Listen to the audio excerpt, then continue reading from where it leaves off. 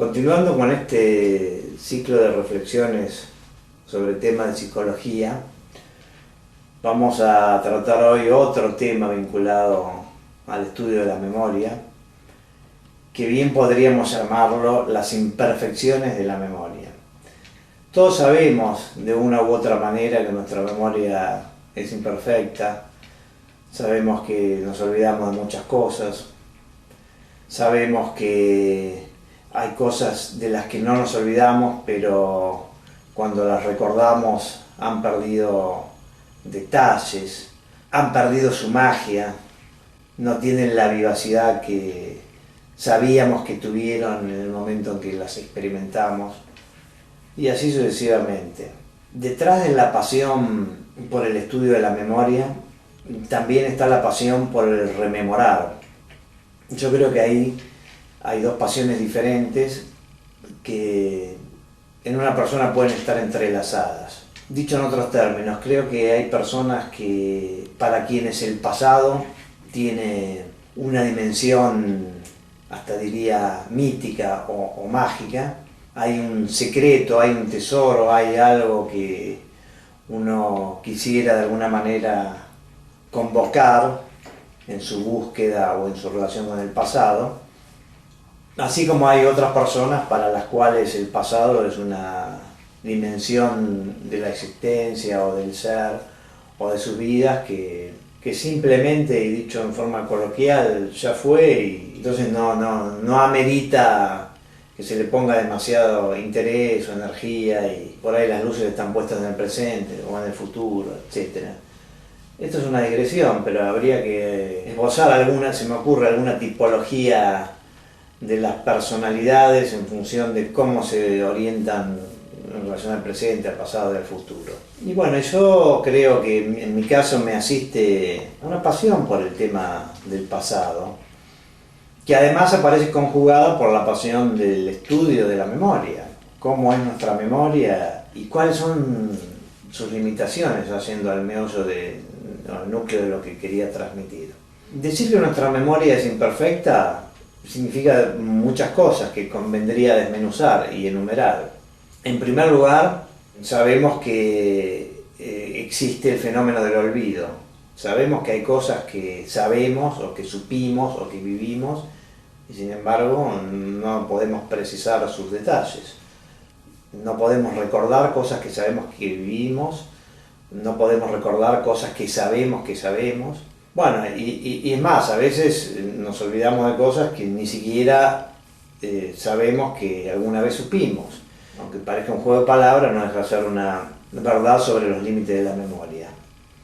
Otro tema es si todo aquello que hemos vivido no puede emerger a nuestra conciencia por un problema de olvido, de accesibilidad.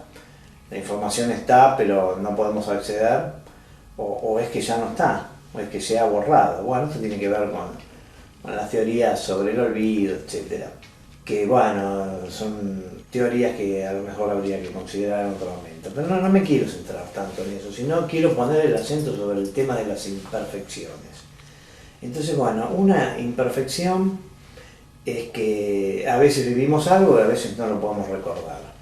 Otra imperfección es que aun cuando recordemos, como suele decirse, los recuerdos son reconstructivos. No evocamos los hechos tal cual los hemos vivido, sino que los tamizamos bajo la óptica del presente, de lo que sabemos desde el presente, de lo que ocurrió después. Entonces omitimos detalles, agregamos detalles, nos olvidamos de detalles.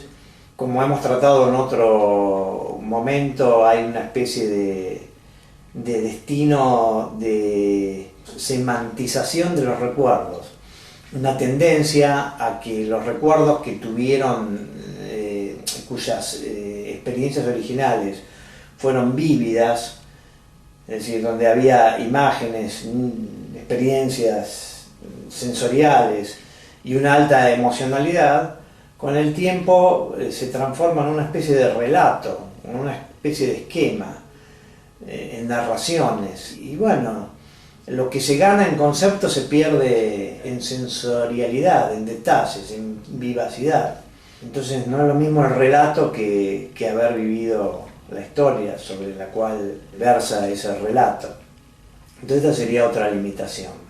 Pero además, entre otras limitaciones posibles, está la siguiente, que no deja de ser importante, y es que en realidad recuperar un hecho de memoria es en parte casi, recuperarlo desde la perspectiva de un observador externo. Cuando nuestra memoria evocativa, cuando se pone en acto, cuando recordamos hechos de nuestra vida, solemos mezclar lo que podríamos decir el primer actor del recuerdo, es decir, nosotros como primera persona que ha observado la situación, pero también nuestros recuerdos a veces son evaluados bajo la lógica de un observador externo. Es decir, nosotros nos estamos observando a nosotros mismos, lo cual no deja de ser una distorsión importante de la memoria. Hay una experiencia muy conocida que se ha hecho hace algunos años para ilustrar este fenómeno, en donde se les pedía a las personas que evocaran alguna situación, por ejemplo, algún momento que hayan vivido en una playa. Y entonces, bueno, las personas, una vez que tenían la imagen, se les preguntaba cómo era esa imagen, que la describieran. Y bueno, muchas de las descripciones, esas descripciones eran desde el lugar de un observador externo. Por ejemplo, se veían desde atrás, o desde el frente, o desde el costado. Y bueno, cuando uno vive la experiencia, no se ve a sí mismo, sino que en todo caso es un ojo que ve la escena, pero no puede verse dentro de la escena. En cambio, cuando recordamos, la ficción del proceso de memoria nos hace de alguna manera ver cosas que, bueno, que era imposible que hubiéramos visto, a no ser que, bueno, que fuéramos un observador privilegiado que tuviera la capacidad de desdoblarse. Entonces, bueno, esto por supuesto son ideas muy inconexas, habría que precisarlas un poco más, ya llegará el momento de hacerlo, pero quiero ir al núcleo básico del tema de las imperfecciones. Vamos a verlo al revés. Está bien, nuestra memoria es imperfecta.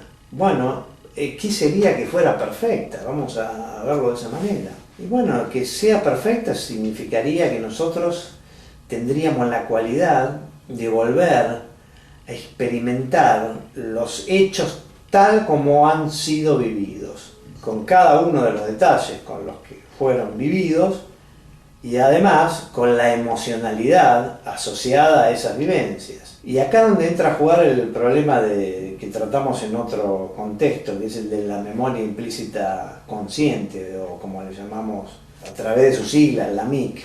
Recordamos que la MIC era un concepto que refería al hecho de que la memoria a largo plazo, de alguna manera, estaba omnipresente momento a momento en cada una de nuestras experiencias, y eso era lo que permitía que tengamos la sensación de unidad, de ser el mismo sujeto en diferentes momentos, con diferentes experiencias. Entonces, recuperar un recuerdo en estado puro sería volver a vivirlo con todos sus detalles, con todos sus matices, con toda su intensidad, con toda su emocionalidad, pero además con la MIC contemporánea al momento que lo vivimos. Ahora, fíjense que esto en algún sentido es una imposibilidad lógica. Para recuperar el recuerdo en forma literal, deberíamos volver a haber sido ese que experimentó esa experiencia. Y entonces no hay lugar para el recuerdo cuando el recuerdo es perfecto. ¿Qué queremos decir con esto? Que si esa primitiva experiencia vivida de esa manera fuera recordada en forma literal, no podría aparecer bajo el formato de recuerdo. El hecho de que hay un sujeto que recuerda, de alguna manera ya le impone o le imprime una distorsión a la experiencia, o plantea una especie de desdoblamiento virtual, porque tendríamos que plantear algo así como una hiperconciencia que es consciente de la conciencia que ha experimentado ese recuerdo y que lo está volviendo a vivir de alguna manera.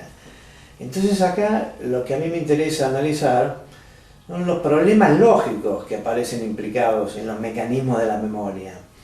Y la pregunta con la que me gustaría ir cerrando esta primera aproximación por cierto bastante imprecisa, pero aproximación al fin, es ¿cuál es la razón desde el punto de vista evolutivo, desde el punto de vista funcional, desde el punto de vista de la arquitectura funcional de nuestra mente? ¿Cuál es la razón por la cual nuestra memoria es imperfecta? Si adoptáramos un enfoque estrictamente darwiniano, tal vez deberíamos pensar que las imperfecciones son a beneficio de algo, porque la memoria perfecta implicaría algún costo.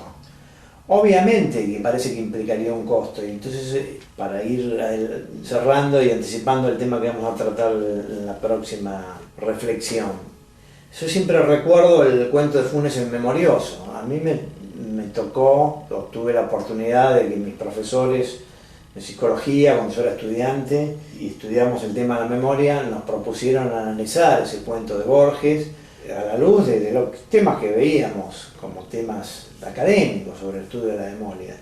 Bueno, muy sucintamente recordemos que Funes es un personaje de ficción, pero bueno, como todos los personajes de Borges, un personaje de ficción que parece estar basado en algo real, en todo caso una especie de hipérbole, de exageración, de un personaje real ficcionado bajo la pluma de Borges.